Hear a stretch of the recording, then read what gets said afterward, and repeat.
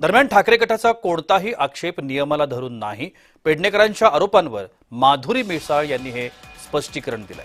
आरक्षण घेणं त्यांचा अधिकार असल्याचं देखील मिसाळ म्हणतात। आरक्षण सोडतीमध्ये कोणताही गोंधळ झालेला नाहीये, सर्व प्रक्रिया पारदर्शक झाल्याचं देखील माधुरी मिसाळ यांनी म्हटलंय।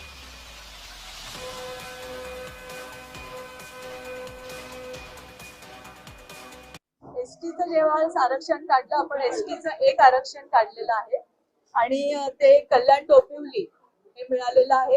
त्याच्यात नियम असा होता की ज्या महानगरपालिकेमध्ये 3 सीट आहेत तिथेच आपण एसटीचं आरक्षण काढू शकतो। त्याप्रमाणे आपल्याला आपण 4 शहरांमधनं ती चिठ्ठ्या टाकल्या आणि एक आरक्षण एसटीचं काढलेलं आहे। त्याचप्रमाणे आपण एससीचं आरक्षण काढलेलं आहे। त्याच्यामध्ये 3 महानगरपालिकेमध्ये एससीचं आरक्षण होतं आणि 3 महानगरपालिकेतल्या 2 महानगरपालिकेमध्ये महिलांची चिठ्ठी काढलेली आहे।